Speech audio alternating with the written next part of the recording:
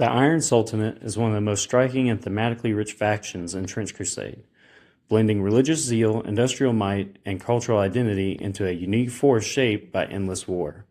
Unlike many of the factions that lean heavily into either blind fanaticism or cold mechanization, the Iron Sultanate stands at the intersection of faith and industry, forging a civilization that treats both as sacred duties. At its core, the Iron Sultanate is a theocratic empire driven by an unshakable belief that their struggle is divinely mandated. Their rulers are not merely political leaders, but spiritual authorities, interpreting holy doctrine as a living command to wage war against the forces of hell. This gives the Sultanate a sense of unity and purpose that few factions can rival. Every soldier, engineer, and laborer understands their role as part of a greater sacred mission. What truly sets the Iron Sultanate apart, though, is how it expresses that faith through technology. Some of the factions distrust innovation or see machinery as a separate from spirituality. The Sultanate embraces industry as a form of devotion. Their weapons, armor, and war machines are not just tools, they are sanctified instruments for war. Factories become places of worship, and the act of forging steel is akin to a prayer to them. This fusion creates an aesthetic and philosophical identity where intricate craftsmanship meets brutal efficiency. Militarily, the Iron Sultanate is defined by discipline, resilience, and adaptability. Their forces often emphasize combined arms, infantry supported by heavy weaponry, and engineered constructs. Their soldiers are not just fighters, but embodiments of doctrine, trained to hold the line against overwhelming odds. Rather than relying solely on overwhelming numbers or reckless charges, the Sultanate tends to favor calculated engagements, leveraging fortified positions and superior equipment to grind down their enemies. Culturally, the faction draws inspiration from historical Islamic empires, though it is heavily stylized and reimagined within this setting. This influence can be seen on their architecture, naming conventions, and heretical structures. However, the setting twists these elements into something harsher and more apocalyptic. The empire is hardened by centuries of warfare against demonic forces. Their honor, duty, and submission to divine will are recurring themes shaped by both individual behavior and societal expectations. Another defining trait of the Iron Sultanate is its sense of permanence. While other factions feel desperate or on the brink of collapse, the Sultanate often comes across as enduring or entrenched.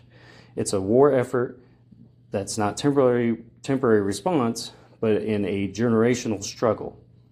Some systems in place to sustain conflict indefinitely.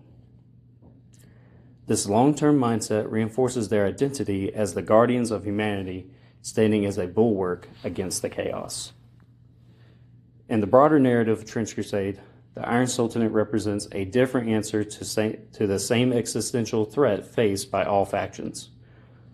Where some turn to fanatic extremism or nihilistic survivalism, the Sultanate builds a structured, faith-driven society that channels belief into tangible strength. It is a balance between devotion and discipline, faith and firepower. That makes the Iron Sultanate one of the most compelling forces in the setting. Ultimately, the Iron Sultanate is not just a military power, but a vision of what humanity could become under pressure. The unified, resolute, and willing to reshape the world in the name of survival and belief.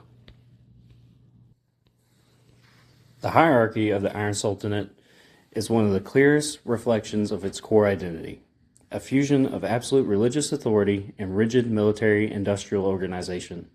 Unlike more decentralized or chaotic factions, the Sultanate operates through a layered system where power flows from divine interpretation down to the individual soldier, with very little separation between spiritual, political, and military commands. At the top sits the Sultan, or equivalent to a supreme ruler, who is not merely a monarch, but the living conduit of divine will. His authority is considered both temporal and sacred. He governs the state, commands its armies, and defines its religious direction. His role is less about personal ambition and more about stewardship of a holy war that predates any single leader. In many ways, the Sultan is seen as the anchor of continuity, ensuring that the Sultanate remains unified and purpose across generations of conflict. Beneath them exists a powerful class of religious authorities, the clerics, scholars, and interpreters of doctrine, who serve as both advisors and enforcers of the orthodoxy.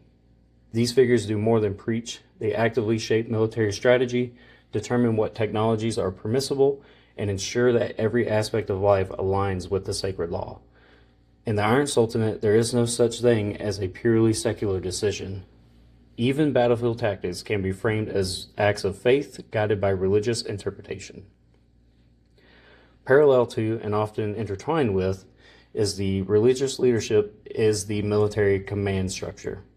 Higher-ranking generals and commanders are typically deeply devout, expected to embody both tactical excellence and spiritual purity. Their authority comes not from just rank, but from their perceived closeness to divine will. This creates a system where failure in battle can be interpreted as either a strategic error or a spiritual failing, and sometimes results in both. Below the high commands are the specialized officer classes who oversee different aspects of the war machine. These include battlefield officers, logistical coordinators, and those responsible for maintaining the Sultanate's vast industrial output. The industry itself is tightly integrated into their hierarchy. Master engineers, forge overseers, and weapon artisans often hold ranks comparable to military officers, reflecting their belief that producing the tools of war are just as important as wielding them. At the lower levels are the rank-and-file soldiers, the laborers, and initiates. Even here, hierarchy remains strict. Soldiers are expected to show absolute obedience not only to their immediate commanders, but to the entire chain of authority above them, which is seen as divinely sanctioned. Discipline is not just enforced through punishment, but reinforced through belief. Obedience becomes an act of worship.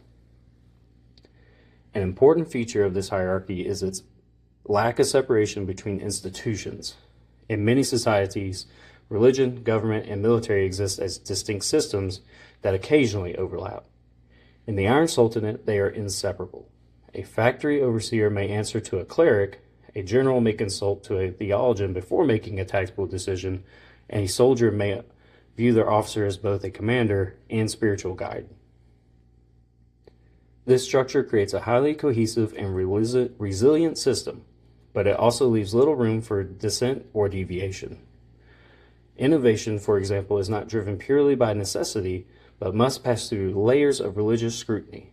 This can show adaptation in some cases, but it also ensures that any change is fully integrated into the Sultanate's worldview, preventing internal fractures. Ultimately, the hierarchy of the Iron Sultanate is less about control for its own sake and more about alignment. Every level of society is oriented toward the same goal, the continuation of the Holy War and the preservation of order in a world on the brink of annihilation. It is this total integration of faith, command, and industry that gives the Sultanate its defining strength and its uncompromising nature. Genetic alchemy within the Iron Sultanate represents one of the most compelling and unsettling aspects of the faction's identity. It is not merely a tool of war, nor simply a scientific endeavor, but a deeply spiritual practice that fuses biology, theology, and a necessity into a single doctrine.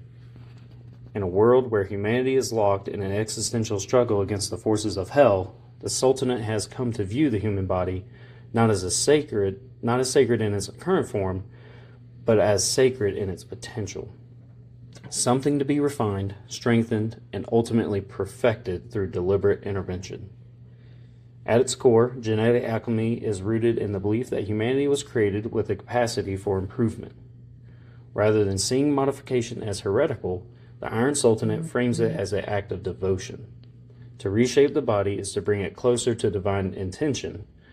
The philosophical stance allows the Sultanate to pursue forms of biological manipulation that would be considered abhorrent elsewhere, all while maintaining a strong sense of moral and religious legitimacy within its own culture. In this way, science does not challenge faith, it serves it. The practice itself is tightly controlled and embedded within the Sultanate's rigid hierarchy.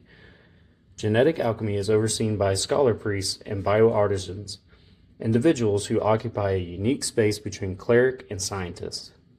The work takes place in a sanctified environment that resembles a fusion of temple, laboratory, and forge. Every procedure is ritualized, with prayers, blessings, and doctrinal oversight guiding each stage of transformation. This ensures that the process remains aligned with religious law, preventing it from becoming unchecked experimentation. Unlike the more chaotic factions, the Sultanate does not pursue mutation for its own sake. Every alteration must serve a clear purpose within a broader war effort.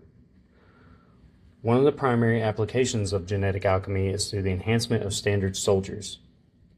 Through carefully controlled modifications, warriors are granted increased strength, endurance, and resistance to environmental and biological threats.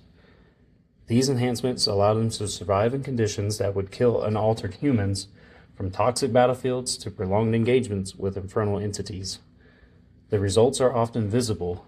The thickened skin, reinforced musculature, and other physical changes mark these soldiers as products of the Sultanate's doctrine. They are no longer merely human, they are something more, shaped for the singular purpose of enduring war. Beyond general enhancement, the Sultanate also uses genetic alchemy to create specialized units tailored for specific combat roles. Among these most notable are the Lions of Jabir, the elite warriors engineered for dominance in close-quarter combat. The Lions are designed to embody aggression and superiority on the battlefield, combining heightened speed, strength, and predatory instincts. They are deployed where enemy lines must be broken decisively, serving as shock troops that overwhelm positions through sheer force and ferocity. Their presence alone can shift the momentum of a battle, as they represent the Sultanate's ability to weaponize not just technology, but the human form itself. In contrast to the precision and aggression of the Lions, the brazen bulls represent the Sultanate's philosophy of endurance taken to its extreme. These warriors are heavily modified to withstand immense physical punishments, functioning almost like living siege engines. Their bodies are reinforced to endure the heat, impact, and sustain damage, allowing them to advance steadily through enemy fire and fortified positions. Where the Lions of Jabir are swift and decisive, the brazen bulls are relentless and unstoppable. They do not rely on speed or finesse. Instead, they embody inevitability, grinding down resistance through sheer durability and power. Despite its many successes, genetic alchemy is not without its own risks. The process of altering the human body at such a fundamental level carries the potential for failure.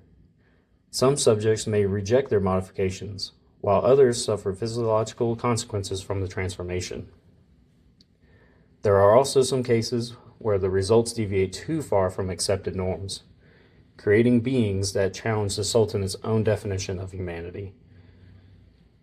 Often, these failures are rarely acknowledged publicly, as they undermine the belief that genetic alchemy is divinely guided. Instead, they are concealed or eliminated, preserving the perception of control and purpose. Ultimately, the genetic alchemy reveals the true nature of the Iron Sultanate. It is a society that refuses to accept the limitations of the present, choosing instead to reshape itself in order to survive an unforgiving future. By merging faith with biological engineering, the Sultanate has created a system in which the body becomes both weapon and offering, a testament to humanity's willingness to adapt at any cost. In the Lions of Jabir and the Brazen Bulls, we see two extremes of this philosophy: speed and fury on one end, endurance and inevitability on the other, both born from the same belief that to fight the horrors of their world, humanity must become something more than it once was. Thanks for watching all the way through. It really helps out a lot. If you don't mind also clicking that thumbs up button, maybe subscribing, and leaving a comment down below. Maybe leave a request for what you want to see next. Thanks, guys. I really appreciate it. See you next time.